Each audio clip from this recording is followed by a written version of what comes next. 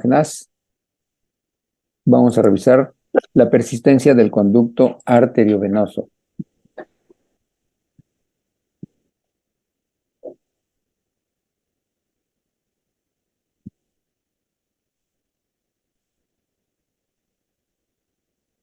A ver,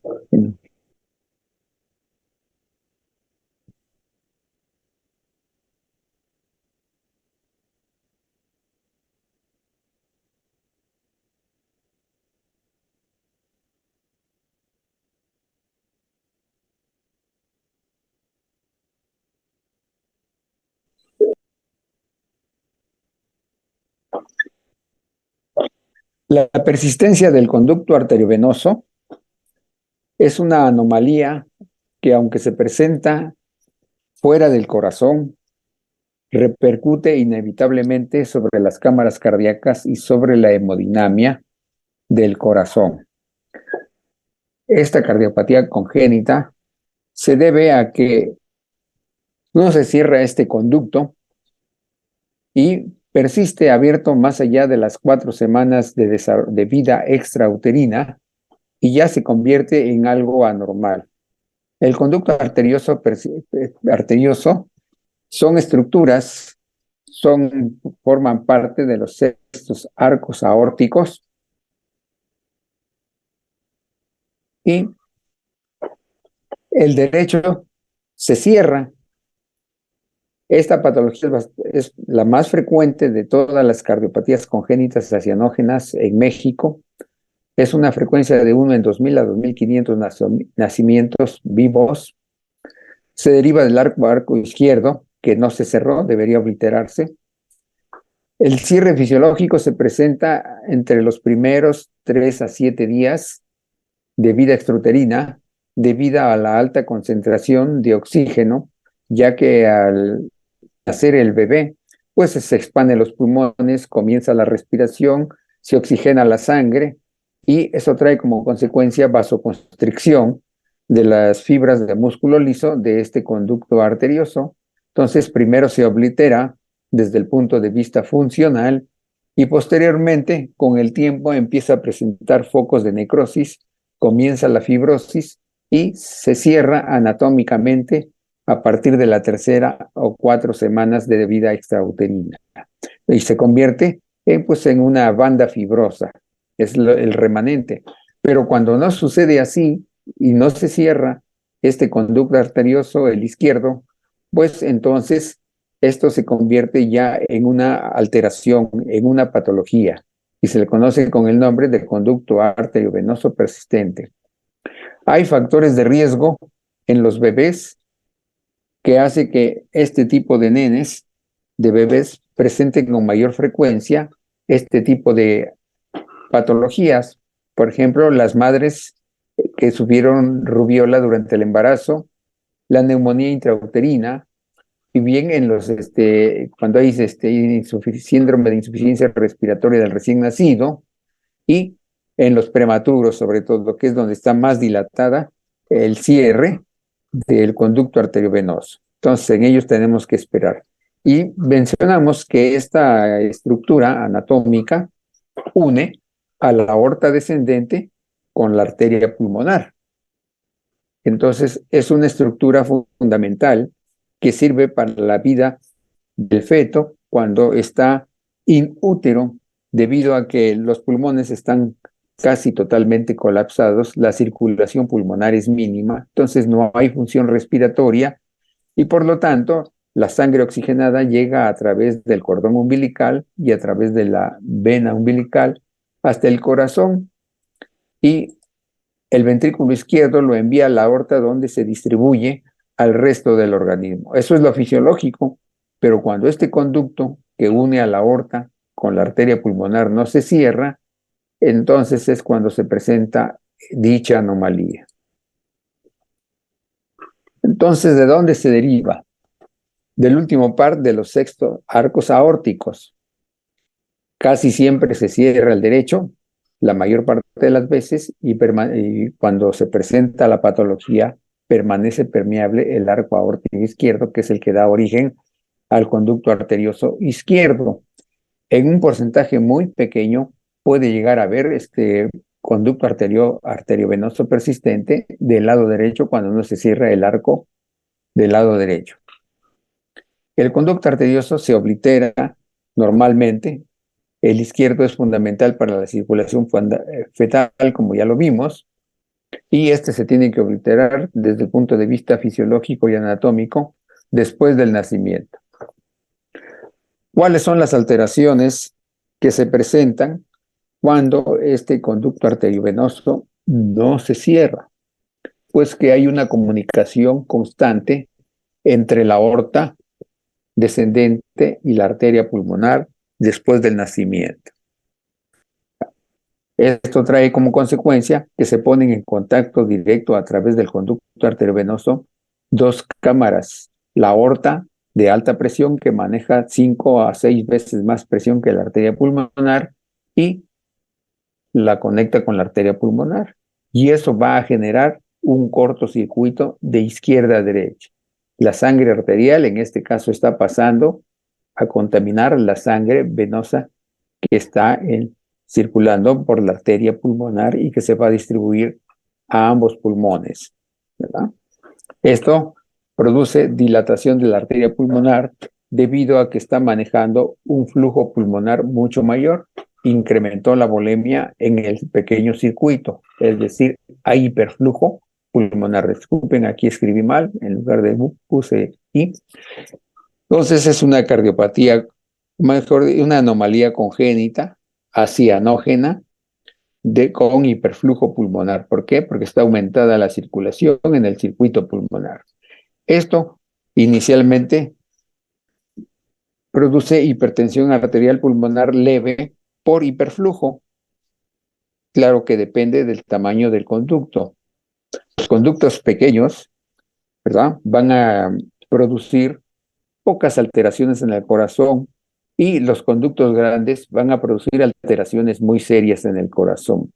Entonces trae como consecuencia dilatación del ventrículo derecho, también trae dilatación del ventrículo izquierdo y produce también dilatación de la aurícula izquierda, esto debido a la sobrecarga hemodinámica diastólica o de volumen a las que están sometidas las cámaras cardíacas, principalmente las del lado izquierdo del corazón.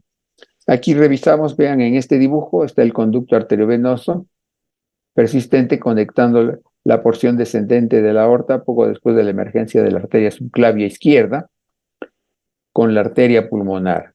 Entonces, como la aorta es una cámara de alta presión, el flujo sanguíneo se deriva de la aorta hacia la arteria pulmonar, que está manejando 5 veces menos presión que la aorta y por lo tanto hay cortocircuito de izquierda a derecha. A eso se debe que el paciente durante las primeras 2 o 3 décadas de la vida es acianótico. Con el paso de los años, si llega a haber incremento de la presión de las resistencias pulmonares, puede llegar a invertirse el flujo en etapas tardías y entonces la sangre de la arteria pulmonar pasar hacia la aorta, es decir, que la sangre venosa contamine la sangre arterial y entonces en etapas finales o avanzadas de la enfermedad, la persona puede presentar cianosis por hipertensión arterial pulmonar. Vamos a ver este video, cómo se genera el circuito, ¿verdad?, desde el punto de vista fisiopatológico del conducto arteriovenoso o arterioso, como también le llaman. En este video empezaremos a hablar de cardiopatías congénitas y nos vamos a centrar inicialmente en lo que sucede en el circuito sanguíneo en cada cardiopatía congénita. Vamos a hablar de las cardiopatías congénitas más comunes. Empezaremos con el circuito de la persistencia del conducto arterioso. Aquí debemos recordar que la aorta y la arteria pulmonar durante la vida fetal están comunicadas a través del conducto arterioso. Este conducto arterioso es fundamental para la circulación fetal normal. Pero bueno, en el nacimiento el conducto arterioso debe cerrarse. Normalmente una vez que nacemos, primero hay una vasoconstricción del conducto arterioso y aproximadamente entre las primeras 2 a 3 semanas posteriores al nacimiento, empieza a aparecer una serie de puntos de necrosis, después se forma fibrosis y esto ocasiona lo que se conoce como el cierre anatómico del conducto arterioso. Si este conducto no cierra y persiste permeable, es lo que se conoce como persistencia del conducto arterioso. Aquí los puntos claves serían los siguientes. Es una cardiopatía congénita sin cianosis. Para que exista cianosis debería pasar sangre pobre en oxígeno hacia la circulación sistémica, pero en este caso la sangre que llega a la aurícula izquierda es sangre que viene del pulmón, es rica en oxígeno, y la sangre que expulsa el ventrículo izquierdo es rica en oxígeno. Entonces, en este caso no aparecerá cianosis, por lo menos en etapas iniciales. Ya cuando sí puede existir una complicación grave donde aumente mucho la presión pulmonar, el flujo puede venir ahora de derecha a izquierda. Si pasa sangre desoxigenada hacia este lado, entonces ocasionaría cianosis, pero eso no sucede en etapas iniciales. Vamos a analizar esto. Si nosotros tenemos aquí la sangre que sale a través de la aorta y el conducto arterioso, y acá tenemos la pulmonar, tenemos que tomar en cuenta lo siguiente. La aorta es una cavidad de mayor presión en comparación de la arteria pulmonar. La aorta maneja una presión sistólica aproximadamente de 120 milímetros de mercurio con una diastólica de 80 milímetros de mercurio, en comparación de la pulmonar, que maneja una presión sistólica menor de 30 milímetros de mercurio con una diastólica aproximadamente de 15 milímetros de mercurio. Entonces tenemos una cavidad de mayor y una de menor presión. Siempre que suceda esto, siempre va a haber paso de sangre de la de mayor a la de menor presión, y va a haber un paso de sangre tanto en la fase sistólica como en la fase diastólica. Entonces va a estar pasando sangre durante las dos fases. Esto nos va a explicar el soplo característico que le llaman soplo continuo, que abarca toda la fase sistólica y toda la fase diastólica. Bueno, aquí en el conducto arterioso, parte del volumen que debería de ir de manera sistémica, una parte de este volumen se va a fugar hacia la pulmonar a través del conducto arterioso. Al suceder esto, el volumen de la arteria pulmonar va a aumentar, ya que viene la sangre del ventrículo derecho más lo que se suma de sangre o de volumen que viene a través del conducto arterioso. Entre más grande sea el conducto arterioso y mayor sea el cortocircuito, mayor volumen va a tener la arteria pulmonar. Todo ese exceso de volumen puede ocasionar que la arteria pulmonar se dilate. Por ejemplo, en una radiografía nosotros podríamos ver dilatación del arco pulmonar por el exceso de volumen a través de la pulmonar. Todo este exceso de volumen se va hacia el pulmón. Es una cardiopatía que característicamente va a ocasionar hiperflujo pulmonar. Entonces aumenta el flujo pulmonar, y esto también va a ocasionar que los pacientes que tienen este tipo de situaciones son pacientes que suelen tener congestión pulmonar persistente, y esto facilita las infecciones respiratorias. Son pacientes que pueden tener infecciones respiratorias recurrentes. Una vez que llega aquí la sangre, nuevamente se oxigena y se fuga, y sale a través de lo que serían las venas pulmonares, se rica en oxígeno, hacia la aurícula izquierda. Aquí lo que va a suceder es que la aurícula izquierda va a recibir mucho volumen. Todo el exceso de volumen que salió a través o viajó a través de la pulmonar, llegó al pulmón, y todo este exceso de volumen regresa a través de las venas pulmonares a la aurícula izquierda. Al ser demasiado volumen, puede ocasionar dilatación de la aurícula izquierda. Cuando viene la diástole ventricular, todo este volumen, toda esta sangre va a pasar al ventrículo izquierdo, y el ventrículo izquierdo también puede tener dilatación ventricular por el exceso de volumen, o sea, tiene una sobrecarga diastólica de volumen. Nuevamente viene la sístole, sale la sangre a través de la aorta, una parte se irá a través del conducto arterioso y la otra parte será hacia la circulación sistémica. Si es mucha la fuga de sangre y va poca sangre a nivel sistémico, pues ocasiona hipodesarrollo en el paciente y ocasionaría mayor congestión pulmonar. Este exceso de volumen puede ocasionar una hipertensión pulmonar severa. Esto ya se desarrollaría con el paso de los años si es que no se trata la persistencia del conducto arterioso. Si ocurre una hipertensión pulmonar severa, entonces la presión de la pulmonar llega a aumentar tanto que supera la presión de la aorta, y ahí se invierte el flujo. O sea, ahora sería de la pulmonar hacia lo que sería la aorta, y ahí aparecería cianosis. No ocurre en todos los casos, tendría que ocurrir una hipertensión pulmonar severa para que el cortocircuito se invirtiera. Entonces, los puntos claves en estos pacientes con persistencia del conducto arterioso es que van a tener un exceso de volumen de la arteria pulmonar, con dilatación de la arteria pulmonar, aumento del flujo pulmonar y, como estuvimos platicando, dilatación de cavidades izquierdas. Esos serían los hallazgos característicos de estos pacientes.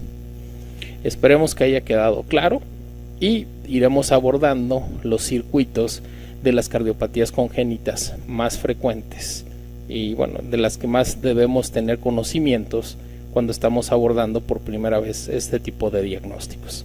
Muchas gracias. Entonces, acá volvemos a recordar que durante las primeras horas el niño de término se produce constricción del conducto arterioso por vasoconstricción, por el músculo liso, debido a la alta saturación de oxígeno, porque el bebé ya está respirando, ya está fuera del útero y ya está en la atmósfera. Y en 2 a 3 semanas, máximo en 4, después de presentar focos de necrosis, ¿verdad? Puntos de necrosis, como dijo el doctor Lazo, pues comienzan a fibrosarse y se forma una banda fibrosa. Y esto ocluye desde el punto de vista anatómico el conducto. En los niños prematuros tenemos que recordar, es importante, que en ellos está retrasado el cierre del conducto arterioso y sobre todo aquellos que nacen a grandes altitudes, por arriba de los 3.000 metros, arriba del nivel del mar.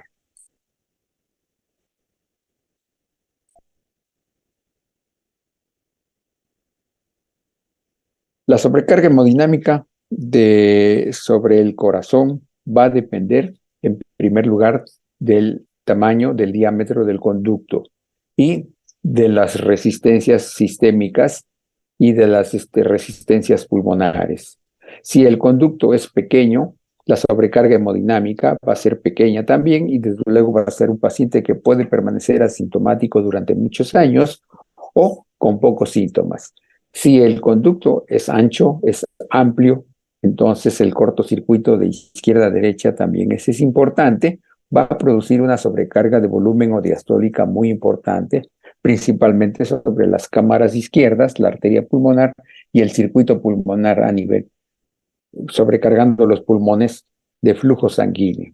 Entonces la repercusión es importante, es un paciente sintomático, ¿verdad? E incluso en los niños recién nacidos con conductos grandes, desde que nacen, pueden presentar insuficiencia cardíaca, de tal manera que el tratamiento se convierte en una urgencia para estos bebés, ya que en los casos más graves puede llegar a producir edema agudo de pulmón. Entonces, pues, un diámetro grande, la sobrecarga de volumen es muy importante, la repercusión hemodinámica lo es, puede producir insuficiencia cardíaca y edema pulmonar en los casos más graves.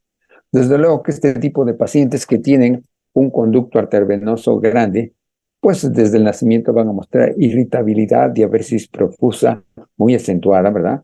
Taquipnea, taquicardia por la insuficiencia cardíaca y disnea, que se acentúa sobre todo al comer, pues, es decir, al ejercicio, malas condiciones generales, desde luego signos de insuficiencia respiratoria.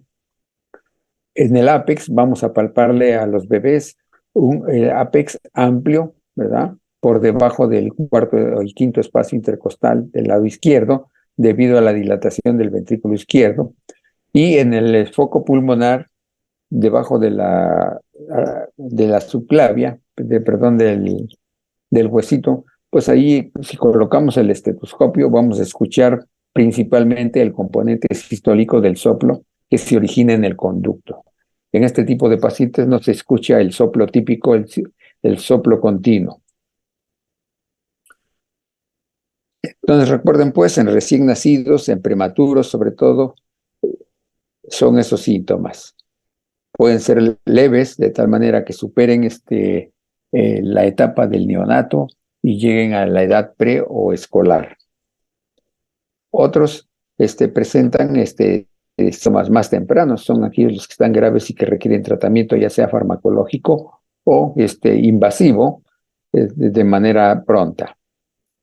Los lactantes y los preescolares que tienen un conducto arteriovenoso de tamaño mediano, ¿verdad? No muy grande, no muy pequeño, pues le va a llamar la atención a la madre, lo va a llevar a consulta con el pediatra porque ve que el niño no aumenta de peso, es decir, hay hipodesarrollo, ¿verdad? Ponderal. Y ha notado también que tiene infecciones respiratorias frecuentes, bronquitis, y eso todavía condiciona un mal estado general. En escolares, aquellos que ya lograron superar la edad ¿verdad? Ya se va a encontrar característicamente en el foco pulmonar el soplo característico, que es un soplo continuo que también se llama soplo de Gibson, también se le ha comparado con un chorro de vapor o en maquinaria. Desde luego, estos escolares tienen hipodesarrollo ponderal debido a la baja del gasto cardíaco. En los adolescentes podemos encontrar las características, pero si ya se desarrolló desde la adolescencia o incluso las personas pueden llegar a la vida adulta y hasta entonces desarrollar hipertensión arterial pulmonar, pues solamente vamos a encontrar el componente sistólico del soplo.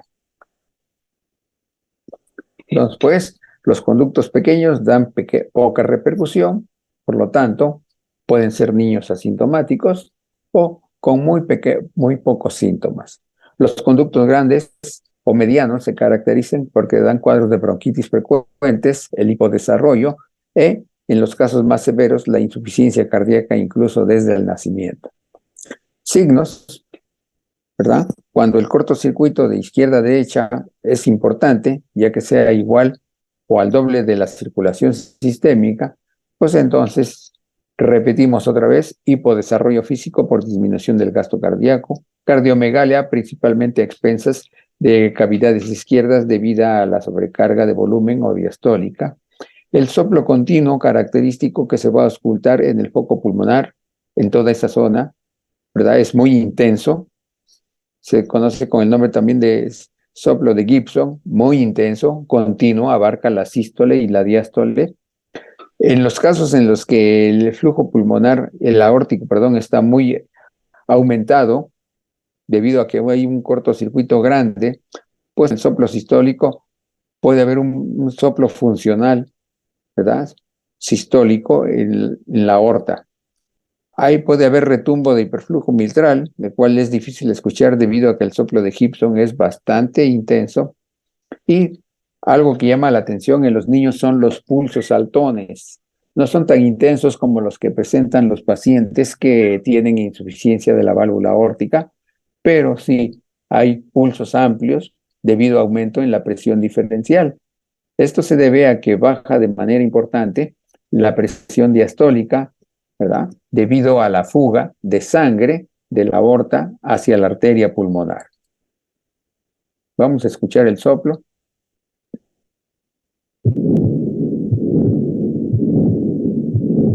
Vean, abarca toda la sístole. Su máxima intensidad coincide con el segundo ruido cardíaco, el cual lo puede llegar a opacar, y se prolonga a través de toda la diástole hasta la formación de otro nuevo primer ruido cardíaco.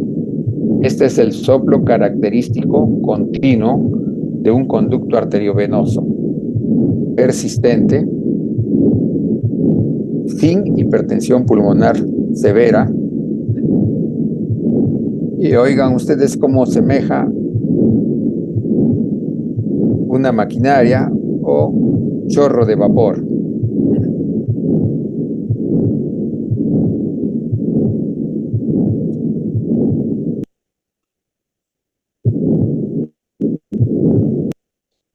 En la placa simple de tórax póstero anterior, los pacientes van a mostrar cardiomegalia, principalmente a expensas del ventrículo izquierdo y de la aurícula izquierda. Vean en este caso cómo está dilatado el tronco de la arteria pulmonar, y aquí vemos también hilios predominantemente arteriales bastante empastados, engrosados por aumento del flujo pulmonar. Vean cómo hay también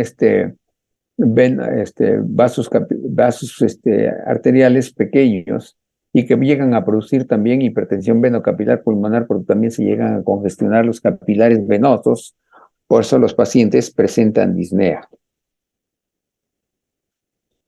En el electrocardiograma, aquellos pacientes que ya tienen repercusión hemodinámica en el corazón, característicamente se puede presentar crecimiento de la aurícula izquierda, crecimiento del ventrículo izquierdo por sobrecarga diastólica. Vean el enorme voltaje de la onda R en B5 y en B6.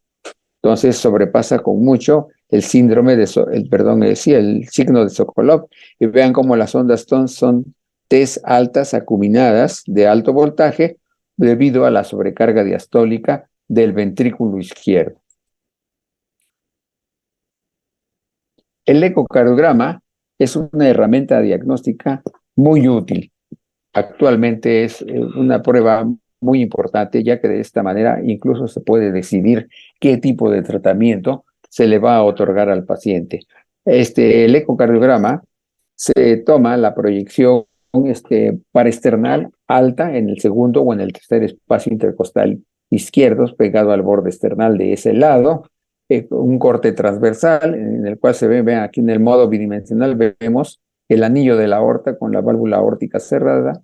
Esta es la vía de salida del ventrículo derecho y aquí ya con el Doppler color se ve el flujo turbulento que ocasiona la conexión entre la aorta y la arteria pulmonar. Está derivando sangre de aorta hacia la arteria pulmonar. El Doppler continuo o el Doppler pulsado colocado en ese sitio va a mostrar, ¿verdad?, el aumento, la velocidad de flujo turbulento en esa zona, característico del soplo de Gibson.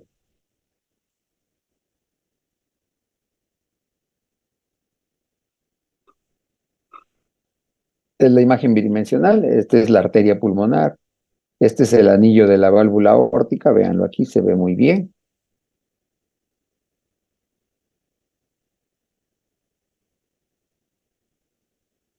Voy a regresarlo para que observen otra vez el conducto arteriovenoso con el Doppler color.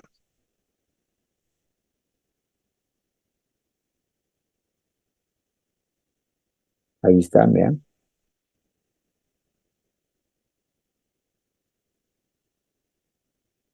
Aquí el flujo es mosaico, es decir, de diferentes colores. Proveniente, este es el anillo de la aorta, porque está en un corte transversal de los grandes vasos.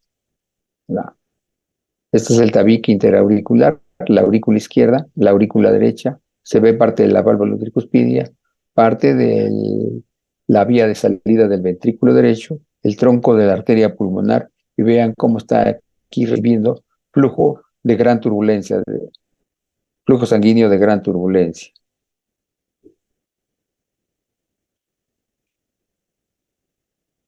Vean aquí cómo se ve claramente cómo pasa el flujo sanguíneo a este nivel de la aorta hacia la arteria pulmonar.